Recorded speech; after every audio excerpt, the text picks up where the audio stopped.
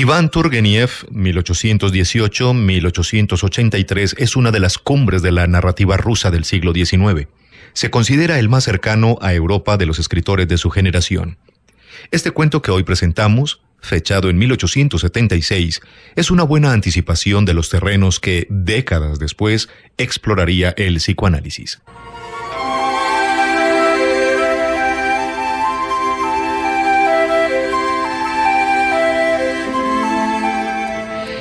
Yo vivía entonces con mi madre en una pequeña ciudad del litoral. Había cumplido 17 años y mi madre no llegaba a los 35. Se había casado muy joven. Cuando falleció mi padre yo tenía solamente 6, pero le recordaba muy bien. Mi madre era una mujer más bien bajita, rubia, de rostro encantador, aunque eternamente apenado, voz apagada y cansina y movimientos tímidos. De joven había tenido fama por su belleza y hasta el final de sus días fue atractiva y amable. Yo no he visto ojos más profundos, más dulces y tristes, cabellos más finos y suaves. No he visto manos más elegantes. Yo la adoraba y ella me quería. No obstante, nuestra vida transcurría sin alegría. Se hubiera dicho que un dolor oculto, incurable e inmerecido consumía permanentemente la raíz misma de su existencia. La explicación de aquel dolor no estaba solo en el duelo por mi padre, aun cuando fuese muy grande, aun cuando mi madre le hubiera amado con pasión, aun cuando honrara piadosamente su memoria.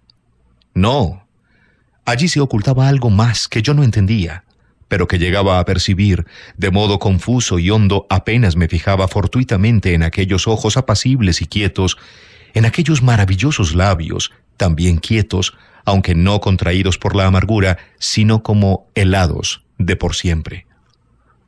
He dicho que mi madre me quería. Sin embargo, había momentos en que me rechazaba, en que mi presencia le pesaba, que le hacía insoportable.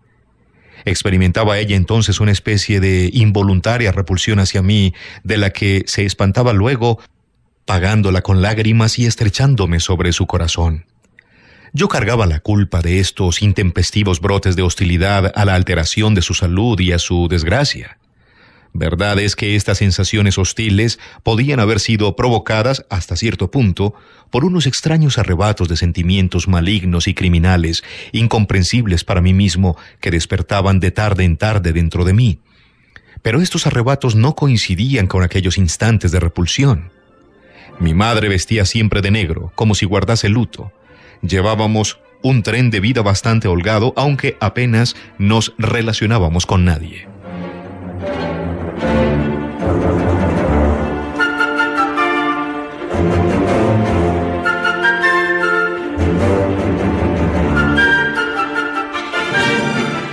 Mi madre había concentrado en mí todos sus pensamientos y su solicitud. Su vida se había fundido con mi vida. Este género de relaciones entre padres e hijos no favorecen siempre a los hijos. Suele ser más bien nocivo. Por añadidura, mi madre no tenía más hijo que yo, y los hijos únicos, por lo general, no se desarrollan adecuadamente. Al educarlos, los padres se preocupan tanto de sí mismos como de ellos. Eso es un error. Yo no me volví caprichoso ni duro. Una y otra cosa suele aquejar a los hijos únicos, pero mis nervios estuvieron alterados hasta cierta época. Además, tenía una salud bastante precaria, saliendo en esto a mi madre, a quien también me parecía mucho de cara.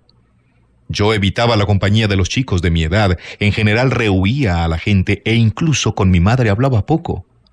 Lo que más me gustaba era leer, pasear a solas, soñar.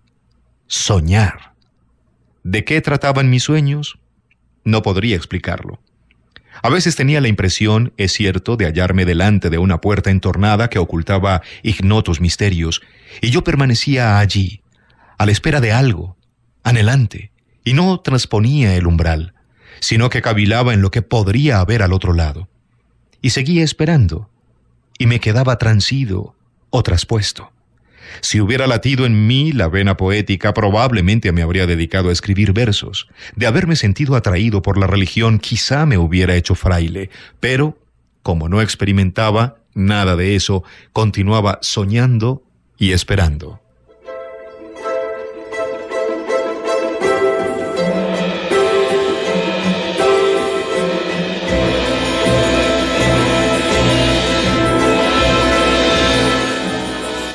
Acabo de referirme a cómo me quedaba traspuesto, en ocasiones bajo el influjo de ensoñaciones y pensamientos confusos. En general, yo dormía mucho, y los sueños desempeñaban un papel considerable en mi vida. Soñaba casi todas las noches. Los sueños no se me olvidaban y les daba importancia, los consideraba premoniciones, procuraba desentrañar su sentido oculto. Algunos se repetían de vez en cuando, hecho que siempre me parecía prodigioso y extraño. Un sueño, sobre todo, me hacía cavilar. Me parecía que iba caminando por una calle estrecha y mal empedrada de una vieja ciudad, entre altos edificios de piedra con los tejados en pico. Yo andaba buscando a mi padre, que no había muerto, sino que se escondía de nosotros, ignoro por qué razón, y vivía precisamente en una de aquellas casas. Yo entraba por una puerta cochera, baja y oscura, cruzaba un largo patio abarrotado de troncos y tablones y penetraba por fin en una estancia pequeña que tenía 2 ventanas redondas. En medio de la habitación estaba mi padre, con batín y fumando pipa.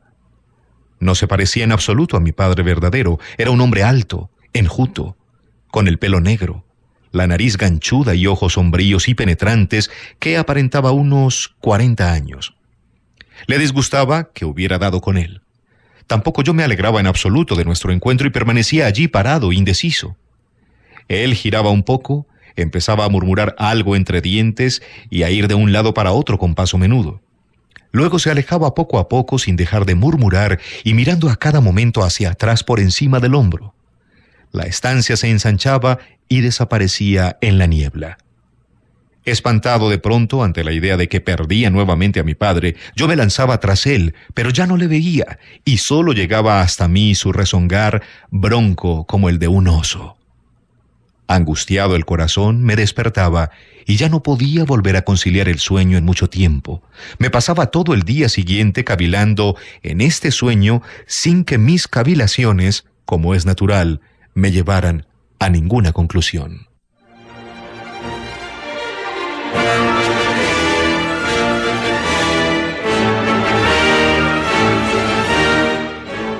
Llegó el mes de junio. Por esa época la ciudad donde vivíamos mi madre y yo se animaba extraordinariamente. En el muelle atracaban multitud de barcos y en las calles aparecían multitud de rostros nuevos. Entonces me gustaba deambular por la costanera delante de los cafés y los hoteles, observando las diversas siluetas de marineros y demás gentes sentadas bajo los toldos de lona en torno a los veladores blancos con sus jarras de metal llenas de cerveza. Con que una vez, al pasar delante de un café, vi a un hombre que atrajo inmediatamente toda mi atención. Vestía un largo guardapolvos negro, llevaba el sombrero de paja encasquetado hasta los ojos y permanecía inmóvil, con los brazos cruzados sobre el pecho. Unos rizos negros y lazos le caían casi hasta la nariz. Los labios finos apretaban la boquilla de una pipa corta.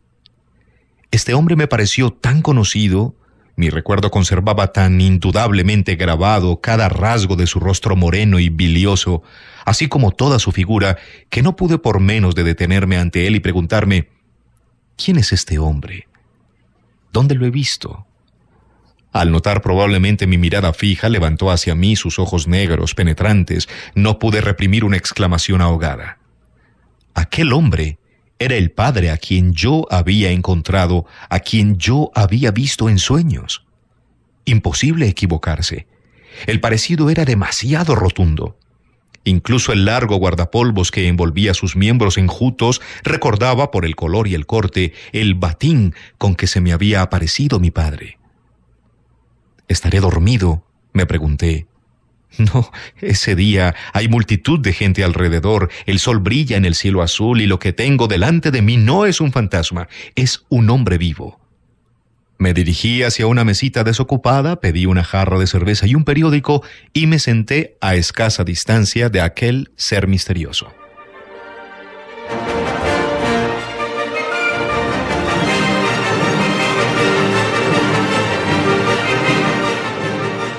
Con el periódico desplegado a la altura del rostro, seguí devorando con los ojos al desconocido que apenas hacía un movimiento y solo de tarde en tarde alzaba un poco la desmayada cabeza. Evidentemente esperaba a alguien. Yo seguía mirando. A veces me parecía que todo aquello era invención mía, que en realidad no existía la menor semejanza, que yo había cedido a una fantasía de mi imaginación. Pero aquel giraba un poco en su silla de pronto, o alzaba ligeramente una mano, y de nuevo veía yo a mi padre nocturno delante de mí. Acabó por advertir mi pertinaz curiosidad y a poco de mirarme, primero perplejo y luego contrariado, hizo intención de levantarse. Un pequeño bastón que tenía recostado contra el velador cayó entonces al suelo. Yo me precipité a recogerlo y se lo entregué. El corazón me latía con fuerza. El hombre me dio las gracias con una sonrisa forzada y, aproximando su rostro al mío, enarcó las cejas y entreabrió los labios como si algo le sorprendiera. «Es usted muy amable, joven», pronunció de pronto con voz gangosa, áspera y dura. «Por los tiempos que corren es cosa rara.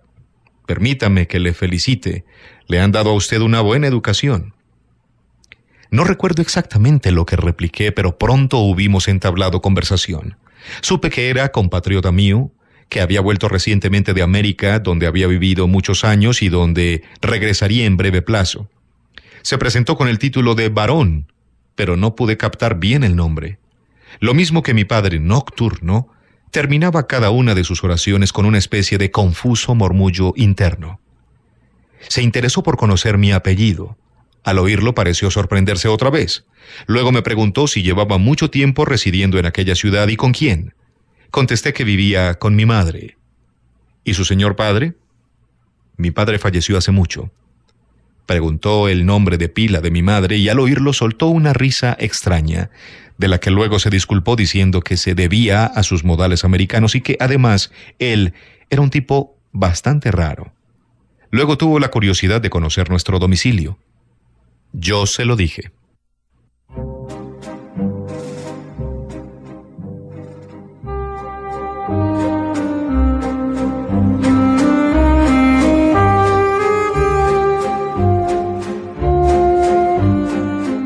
La emoción que me había embargado al iniciarse nuestra plática se aplacó gradualmente. Nuestro acercamiento me parecía algo extraño, pero nada más. No me agradaba la sonrisita con que el señor barón me interrogaba, ni tampoco me agradaba la expresión de sus ojos cuando me miraba como clavándomelos. Había en ellos algo rapaz, protector, algo que sobrecogía. Aquellos ojos yo no los había visto en mi sueño. ¿Qué rostro tan extraño tenía el varón? Marchito, cansado, pero aparentando al mismo tiempo menos años, lo que causaba una impresión desagradable. Mi padre nocturno tampoco estaba marcado por el profundo costurón que cruzaba oblicuamente toda la frente de mi nuevo conocido y que yo no advertí hasta hallarme más cerca de él. Apenas había yo informado al varón del nombre de la calle y el número de la casa donde habitábamos cuando un negro de elevada estatura, embozado en su capa hasta las cejas, se le acercó por detrás y le rozó un hombro. El varón volvió la cabeza, profirió «¡Ah! ¡Por fin!» y haciéndome una leve inclinación de cabeza se dirigió con el negro hacia el interior del café. Yo seguí bajo el toldo con la idea de esperar a que saliera el varón, no tanto para reanudar la conversación con él, pues en realidad no sabía de qué podríamos haber hablado, como para contrastar nuevamente mi primera impresión. Pero transcurrió media hora, luego una hora entera. El varón no reaparecía. Penetré en el establecimiento, recorrí todas las salas, pero en ninguna parte vi al varón ni al negro. Se conoce que se habían ausentado los dos por la puerta de atrás. Se me había levantado un ligero dolor de cabeza y para refrescarme me encaminé a lo largo de la orilla del mar hasta un vasto parque plantado en las afueras unos 200 años atrás. Después de pasear un par de horas a la sombra de los robles y los plátanos gigantescos, volví a casa. En cuanto aparecí en el recibimiento, nuestra sirvienta corrió a mí toda alarmada. Por su expresión adiviné al instante que algo malo había sucedido en nuestra casa durante mi ausencia. Y así era. Supe que hacía cosa de una hora se escuchó de pronto un grito terrible en el dormitorio de mi madre. La sirvienta, que acudió corriendo, la encontró tendida en el suelo sin conocimiento y su desmayo había durado varios minutos. Mi madre recobró al fin el sentido, pero se vio obligada a acostarse y tenía un aire asustado y extraño. No decía ni una palabra, no contestaba a las preguntas, y todo era mirar a su alrededor y estremecerse. La sirvienta envió al jardinero en busca de un médico. Llegó el doctor, le recetó un calmante, pero tampoco a él quiso decirle nada a mi madre.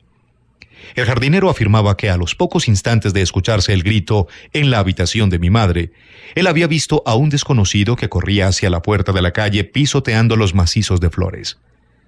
Vivíamos en una casa de una sola planta, cuyas ventanas daban a un jardín bastante grande. El jardinero no tuvo tiempo de fijarse en el rostro de aquel hombre, pero era alto, enjuto, llevaba un sombrero de paja muy encasquetado y una levita de faldones largos. El atuendo del varón me pasó enseguida por la mente. El jardinero no pudo darle alcance. Además, le llamaron inmediatamente de la casa y le enviaron en busca del médico. Pasé a ver a mi madre. Estaba acostada, más blanca que la almohada sobre la que reposaba la cabeza. Sonrió débilmente al reconocerme y me tendió una mano.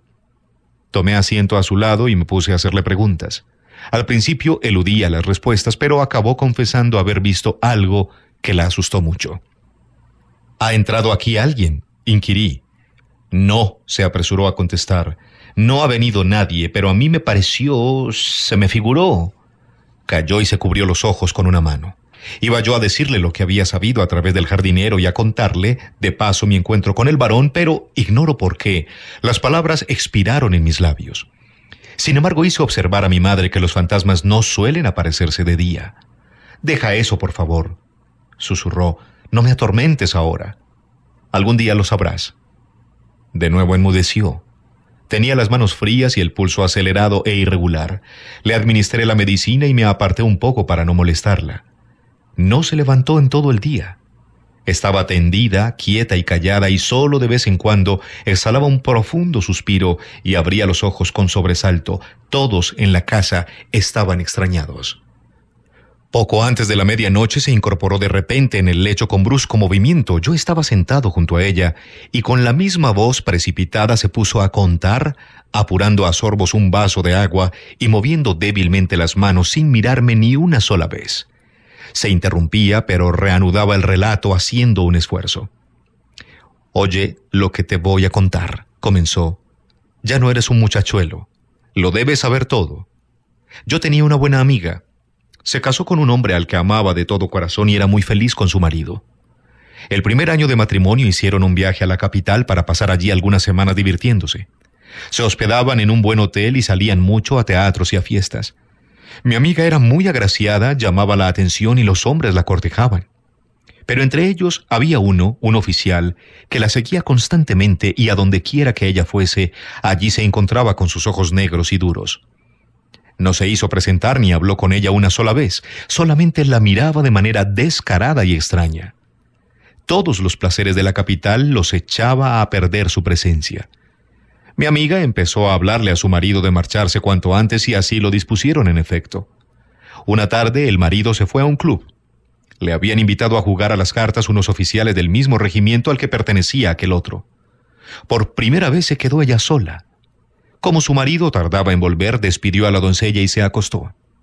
De pronto le entró tanto miedo que se quedó fría y se puso a temblar. Le pareció oír un ruido ligero al otro lado de la pared, como si arañara un perro, y se puso a mirar fijamente hacia aquel sitio. En el rincón ardía una lamparilla. Toda la habitación estaba tapizada de tela. Súbitamente algo rebulló allí, se alzó, se abrió, y de la pared surgió largo, todo negro, aquel hombre horrible de los ojos duros. Ella quería gritar, pero no podía. Estaba totalmente paralizada del susto. El hombre se acercó a ella rápidamente, como una fiera salvaje, y le cubrió la cabeza con algo asfixiante, pesado, blanco. De lo que sucedió después yo no me acuerdo. No me acuerdo. Fue algo parecido a la muerte, a un asesinato. Cuando aquella espantosa niebla se disipó al fin, cuando mi amiga volvió en sí, no había nadie en la habitación. De nuevo se encontró sin fuerzas para gritar durante mucho tiempo hasta que por fin llamó y luego se embrolló todo otra vez. Después vio junto a ella a su marido, que había sido retenido en el club hasta las 2 de la madrugada. Estaba demudado y se puso a hacerle preguntas, pero ella no le dijo nada. Luego cayó enferma. Sin embargo, recuerdo que al quedarse sola en la habitación fue a inspeccionar aquel sitio de la pared. Debajo de la tapicería había una puerta secreta, y a ella le había desaparecido de la mano el anillo de casada. Era un anillo de forma poco corriente, con 7 estrellitas de oro y 7 de plata alternando, una antigua joya de familia. El marido le preguntaba qué había sido del anillo, pero ella no podía contestar nada. Pensando que se le habría caído inadvertidamente, el marido lo buscó por todas partes. No lo encontró. Presa de extraña angustia, decidió que volverían a su casa lo antes posible, y en cuanto lo permitió el doctor, el matrimonio abandonó la capital. Pero imagínate que el día mismo de su marcha se cruzaron en la calle con unas parihuelas. En las parihuelas yacía un hombre con la cabeza partida al que acababan de matar. Y ese hombre era el terrible visitante nocturno de los ojos duros. ¡Imagínate! Le habían matado durante una partida de cartas. Mi amiga se trasladó luego al campo, fue madre por primera vez y vivió varios años en compañía de su marido. Él nunca supo nada. Además, ¿qué podría haberle dicho ella? Ella misma no sabía nada. Sin embargo, su anterior felicidad desapareció. En sus vidas se hizo la oscuridad y esa oscuridad no se disipó ya nunca. No tuvieron más descendencia, como tampoco la habían tenido antes, y aquel hijo, toda temblorosa, mi madre se cubrió el rostro con las manos. Y ahora dime, prosiguió con redoblada energía, ¿tenía alguna culpa mi amiga? ¿Qué podía reprocharse? Fue castigada, pero ¿no tenía derecho a declarar incluso ante Dios que el castigo era injusto?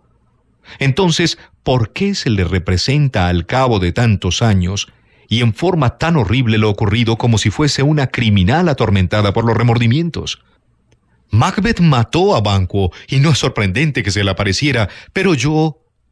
Al llegar a este punto, el discurrir de mi madre se hizo tan incoherente que dejé de comprenderlo. Ya no dudaba de que estuviese delirando. Cualquiera comprenderá fácilmente la estremecedora impresión que me produjo el relato de mi madre. Desde sus primeras palabras adiviné que estaba hablando de sí misma y no de una amiga. La propia estratagema confirmó mis sospechas, de modo que aquel era efectivamente mi padre, al que yo había encontrado en sueños, al que había visto en persona. No le habían matado, como suponía mi madre, sino herido solamente, y había ido a verla, huyendo luego asustado por el susto de ella. Todo lo comprendí de repente. Comprendí el involuntario sentimiento de repulsión que yo despertaba a veces en mi madre, su constante pesar, nuestra vida de aislamiento. Recuerdo que se me iba la cabeza y yo la agarré con ambas manos como queriendo mantenerla en su sitio. Pero una decisión se clavó en mi mente, la de encontrar nuevamente a aquel hombre.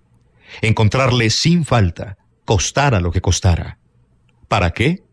¿Con qué fin?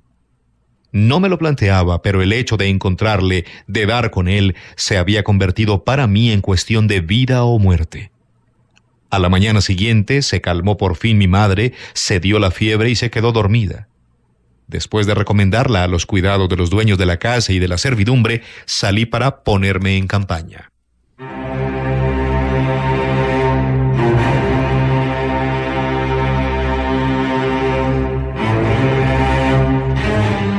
Pensé dirigirme al embarcadero, pero los pies me llevaron hacia otra parte como si obedecieran a una irresistible atracción.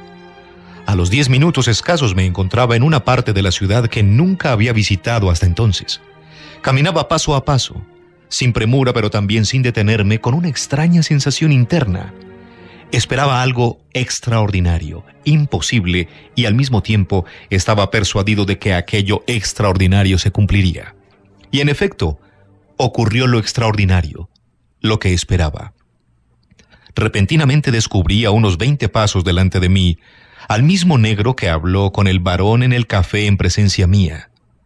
Embozado en la misma capa que ya advertí yo entonces, pareció surgir de bajo tierra y dándome la espalda, echó a andar a buen paso por la estrecha acera de una calleja tortuosa. Me lancé al instante tras él, pero también él aceleró el paso, aunque no volvió la cabeza, y de pronto dobló la esquina de una casa que formaba saliente.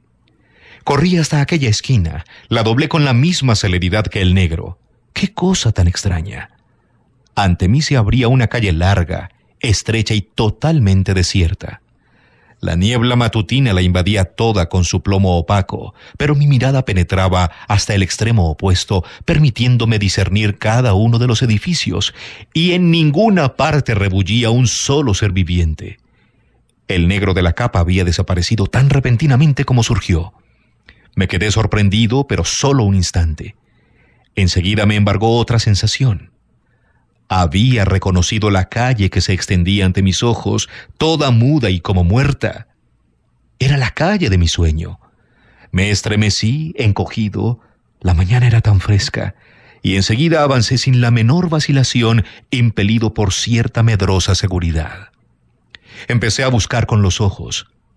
Allí estaba, a la derecha, haciendo saliente sobre la acera con una de sus esquinas, la casa de mi sueño. Allí estaba la vieja puerta cochera, con adornos de piedra labrada a ambos lados. Cierto que las ventanas no eran redondas sino cuadradas, pero eso no tenía importancia. Llamé al portón. Llamé 2 veces, 3 veces, arreciando en los golpes, hasta que el portón se abrió lentamente, rechinando mucho, como si bostezara. Me hallaba ante una criada joven con el cabello alborotado y ojos de sueño. Al parecer acababa de despertarse. ¿Vive aquí un varón?, pregunté a la vez que inspeccionaba con rápida mirada el patio profundo y estrecho. No, contestó la criada. El varón no vive aquí. ¿Cómo que no? Imposible. Ahora no está, se marchó ayer. ¿A dónde? A América. ¿A América?, repetí sin querer. Pero volverá, ¿verdad? La criada me miró con aire suspicaz. Eso no lo sabemos, quizá no vuelva nunca. ¿Ha vivido aquí mucho tiempo? No, cosa de 1 semana. Ahora ya no está. ¿Y cuál era el apellido de ese varón? La criada me observó extrañada. ¿No lo sabe usted? Nosotros le llamábamos varón, sin más. Piotr, gritó al ver que yo intentaba pasar. Ven acá. Hay aquí un extraño que hace muchas preguntas. Desde la casa se dirigió hacia nosotros la recia figura de un criado. ¿Qué pasa? ¿Qué desea?, preguntó con voz tomada, y después de escucharme hoscamente repitió lo dicho por la sirvienta. Bueno, pero ¿quién vive aquí?, murmuré. Nuestro amo. ¿Y quién es? Un carpintero. En esta calle todos somos carpinteros. ¿Podría verle? Ahora no, está durmiendo. ¿Y podría entrar en la casa? Tampoco. Retírese. Bueno, pero más tarde, ¿estará visible tu amo? ¿Por qué no? Claro que se le puede ver siempre. Para eso es un comerciante. Solo que ahora, retírese. ¿No ve usted que es muy temprano? Oye, ¿y el negro ese?, inquirí de pronto. El criado nos miró perplejo, primero a mí, luego a la sirvienta. ¿A qué negro se refiere?, profirió. Retírese, caballero. Puede usted volver luego y hablar con el amo. Salí a la calle, el portón se cerró detrás de mí pesada y bruscamente, sin rechinar esta vez. Me fijé bien en la calle y en la casa y me alejé de allí, pero no hacia la mía. Me sentía como decepcionado. Todo lo que me había ocurrido era tan extraño, tan inusitado, y por otra parte el final resultaba tan absurdo. Yo estaba seguro, estaba persuadido de que encontraría en aquella casa la estancia que recordaba y en el centro a mi padre, el varón, con su batín y su pipa. En lugar de eso, el amo de la casa era un carpintero, se le podía visitar cuantas veces se deseara e incluso encargarle algún mueble quizás. Y mi padre se había marchado a América. ¿Qué iba a hacer yo ahora? ¿Contárselo a mi madre o enterrar por los siglos incluso el recuerdo de aquella entrevista? Era rotundamente incapaz de aceptar la idea de que un principio tan sobrenatural y misterioso pudiera conducir a un final tan descabellado y prosaico. No quería volver a casa y eché a andar sin rumbo, dejando atrás la ciudad.